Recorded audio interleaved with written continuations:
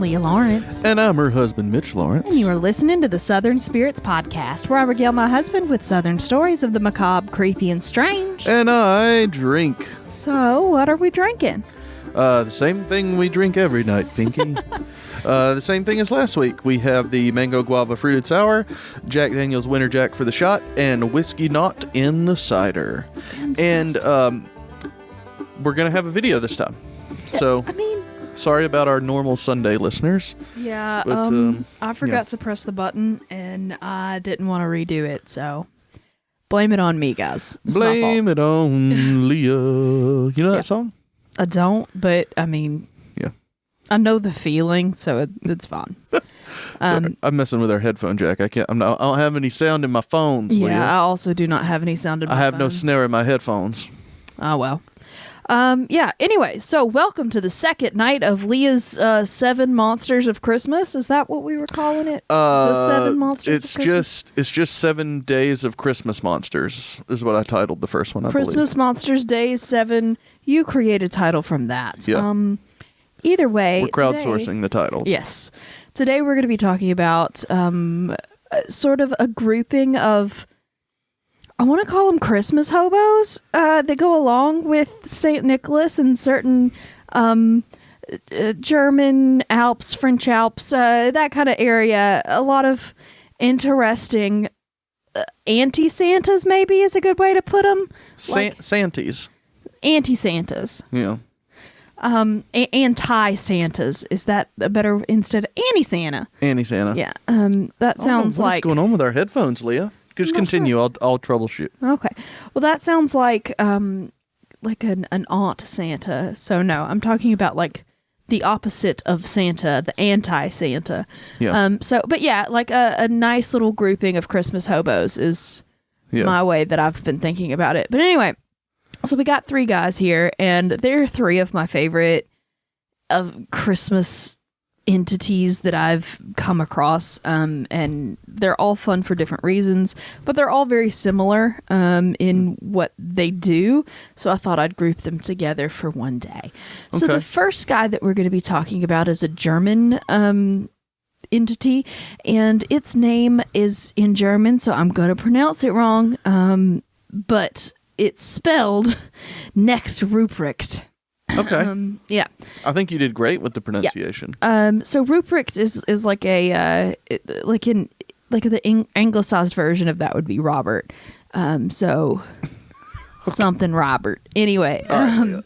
So next Rubric is. He has a couple of different origin stories, but the one that I like the best is that he was like a wild kid that Santa Claus found in the forest, like being raised by wild animals, and he found, in his heart, pity for the child, so he grabbed him and raised him as like a helper for, St. Nicholas. And so Ruprecht is a figure. He's just a dude. He wears like black or brown robes, very priest robe-y looking. He has a dramatic limp because he had an injury in childhood. What was the injury?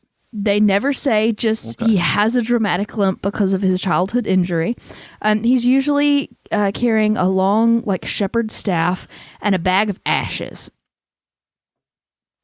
Yeah.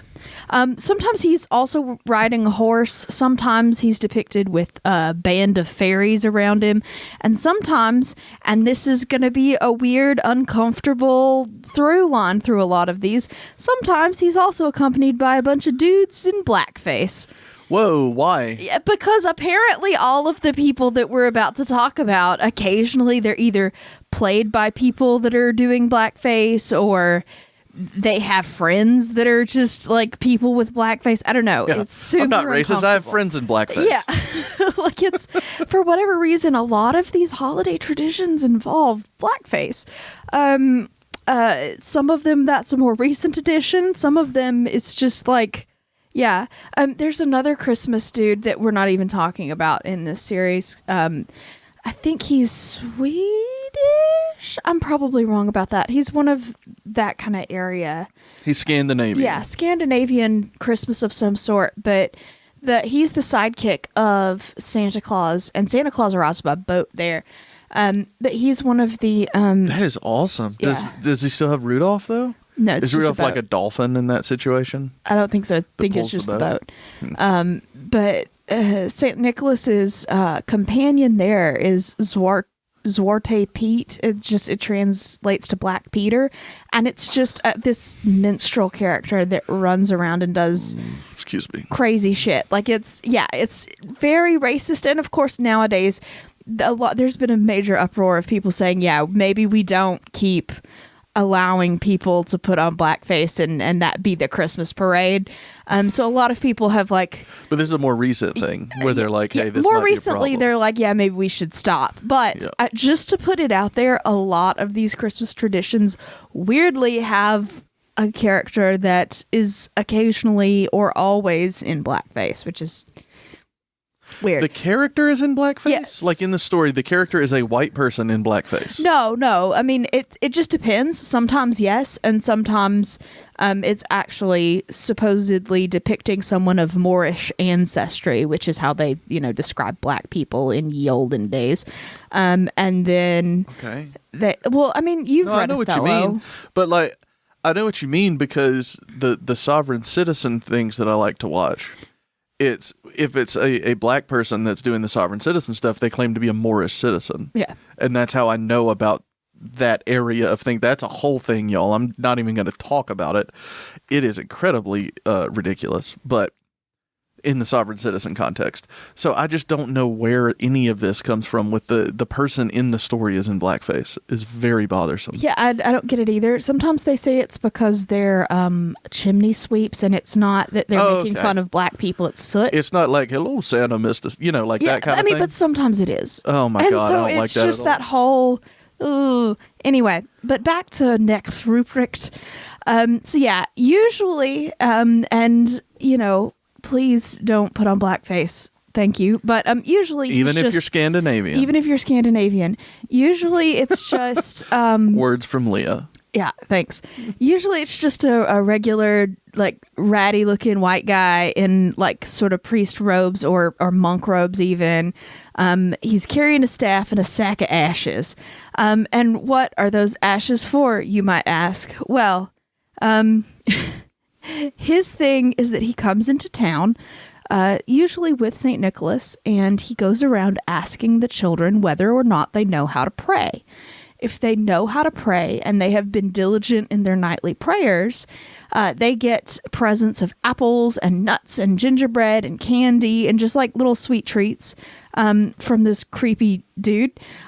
If they don't know how to pray, or if they haven't been keeping up with their nightly prayers, he beats them with their sack of ashes. What the hell is going on, Leah? That's his job. He's like, do you know how to pray? Yeah. Here's a candy cane. Do you know how to pray? No. Too bad. I'm beating you with a sack of ashes. Too bad. I'm going to beat you, and here's a candy cane, motherfucker. Like they're laying on the ground, barely conscious, and he just sprinkle boom. some walnuts on top of them after you're done beating them with ashes. Walnuts? No, they get a candy cane. No, like they're giving them nuts and apples and gingerbreads and whatnot. Yeah. Fun. So that's fun. I don't know why you want a Christmas dude that beats children with a sack of ashes, or why it is a sack of ashes. I guess because it doesn't leave bruises like a sack of oranges. Jesus, Leah. Fucking A. I mean... Holy shit. Why else can you... because there's no other specified reason as to why he's carrying ashes, other than maybe he's sweeping chimneys and he just likes the ashes. I don't know. It's a weird thing. I don't get it, but I think it's hilarious because... little child... have you prayed today? No. Well, you gonna learn. What? It's just, I don't know. It makes me laugh. Yeah, that's next rubric. Sometimes he also gives gifts of switches to people's parents. Like sometimes when they so in some of that area, children will put their shoes out on the windowsill for St. Nicholas to put it's like a stocking here, but it's their shoes.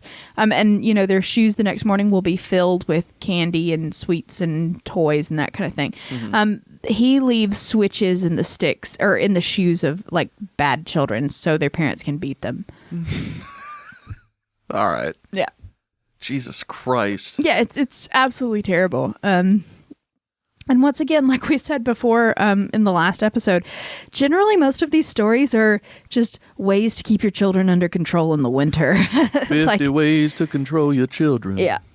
So that was the first one.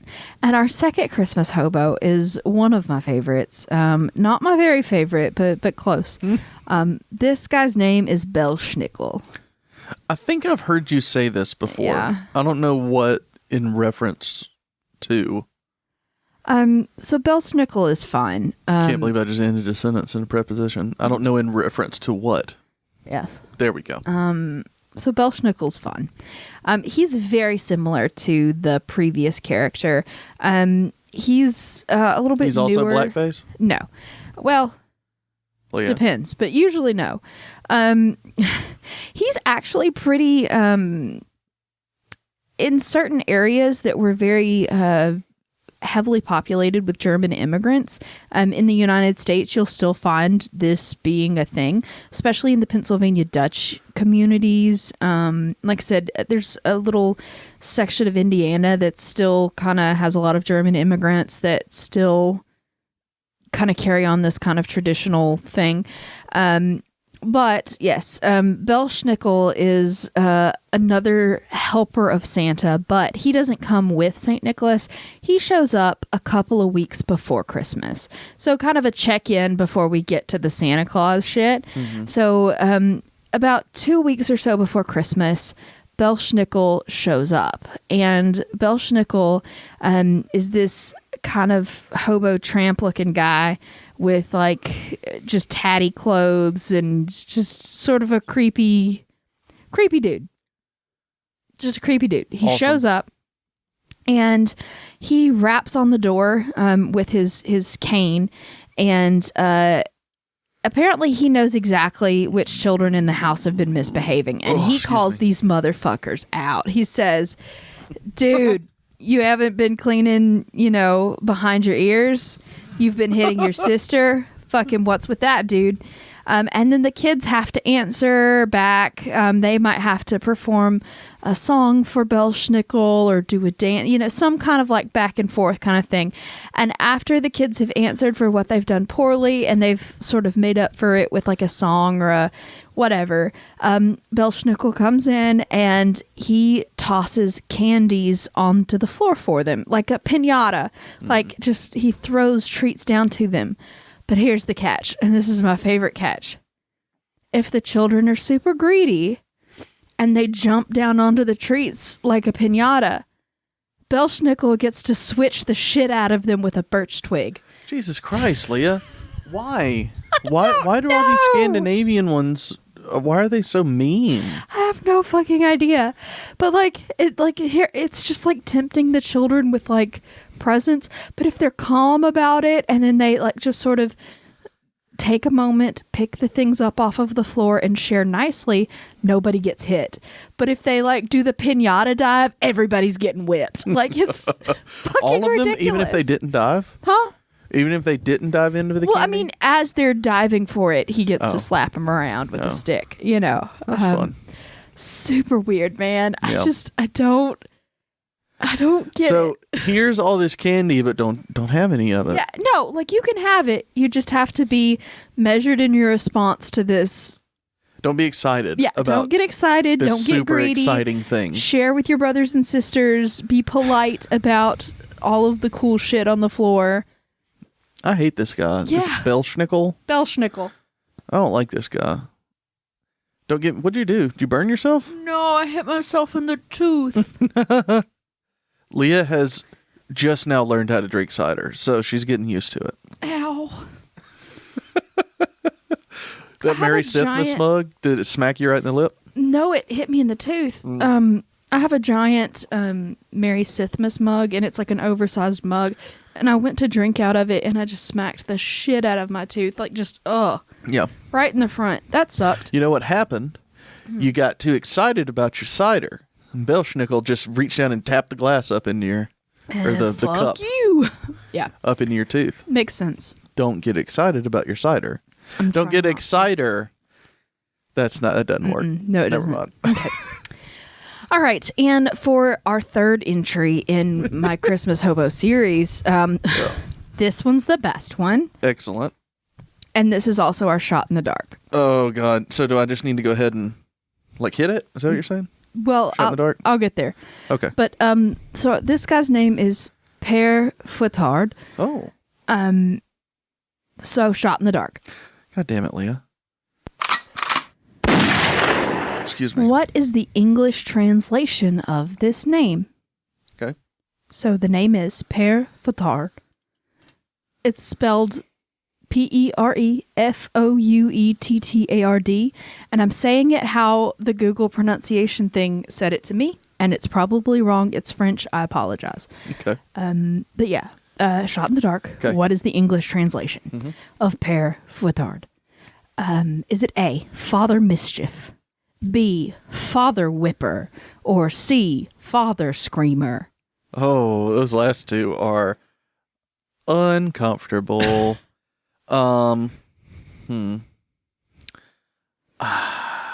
like C, Screamer.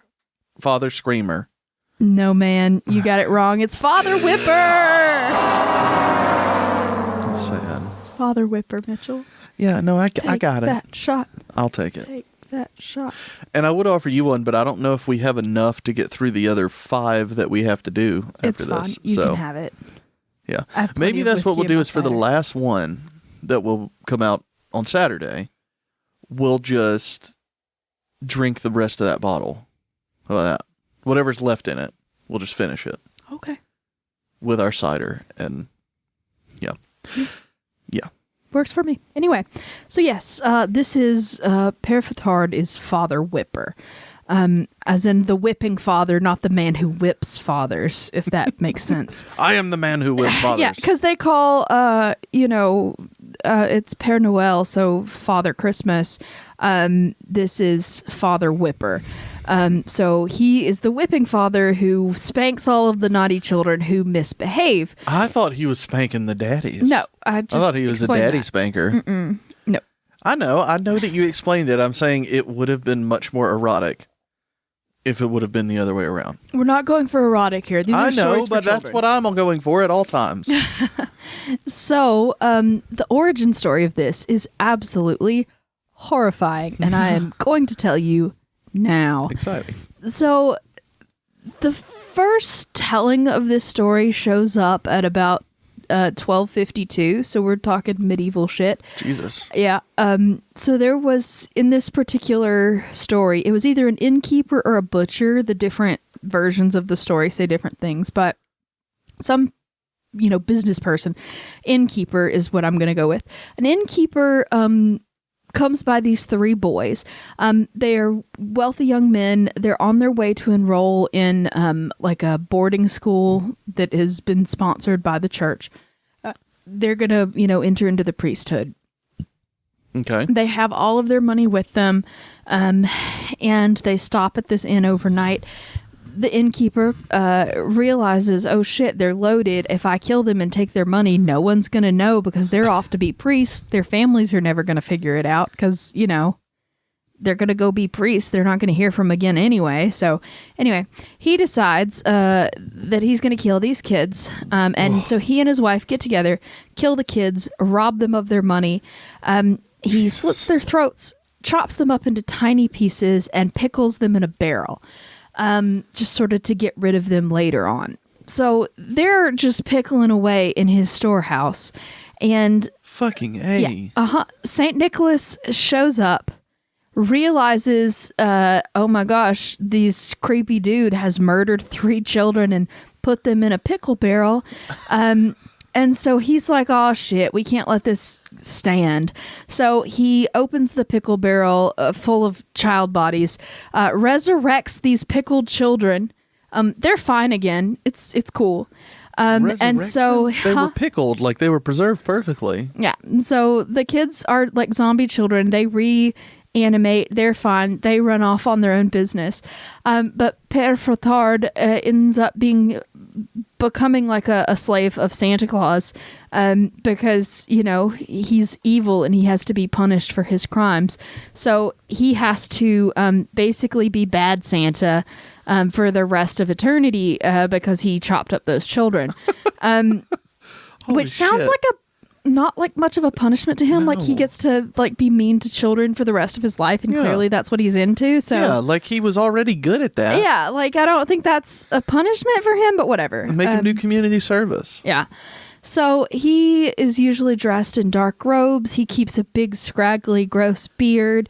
He has a whip and a big stick and a bundle of switches. Yeah, he's just a super creepy dude. And unfortunately, occasionally, he is also more like this wasn't something that's really a traditional portrayal, because usually it's just an old white guy in tattered robes. More recently, yeah, blackface has become more common. Jesus, why?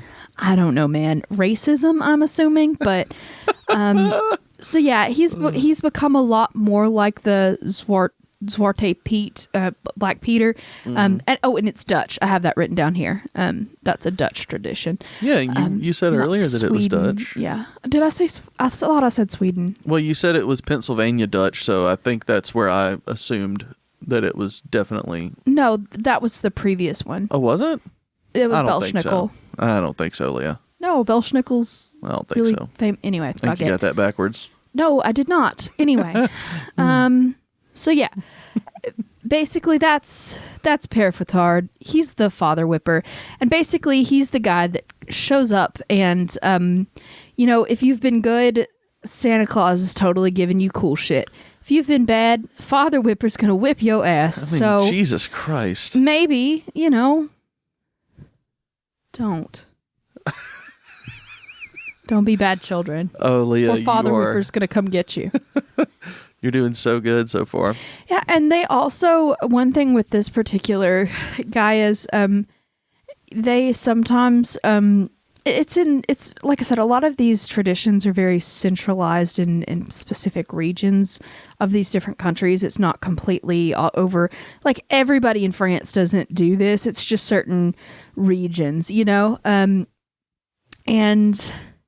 I don't know. It makes me laugh. But one of the particular regions, this character gifts families bundles of like birch switches, and they're supposed to keep this on display all year round to remind the children that if you fuck up, dude, come Christmas, father whipper's gonna come after your ass. So it's like displayed in their household. That's so these terrifying. Switches of like, yeah, it's this like, I mean, I guess it's the same thing like when teachers used to have paddles displayed in their classroom, like, you know, don't fuck up or I'm gonna hit you. Like it's got real corporal punishment vibes that are supernatural at this point. I don't know. Anyway, so that is my favorite three Christmas hobos. Père Fouettard, Belshnikol, and Rubric. Next Rubric. It's really hard to say, but anyway. You did a good job of saying it. Yeah. So yeah, those are the three anti-Santas, if you will. We're going to be talking about another anti-Santa later on this week. Is it going to be Krampus? It is going to be Krampus. But like I said, we're waiting on Krampus for a couple of days. I've got a fun cannibal coming up tomorrow, so be excited about Christmas cannibalism. Yeah. That's all I'm saying. Always am, Leah. Yeah, so we'll see y'all tomorrow. Stay tuned. Hope you enjoyed the second day of Monster Christmas 7 Days. That's it. Monsters. Monster Christmas 7 Days. We thank y'all very much for enjoying the new series. Yes.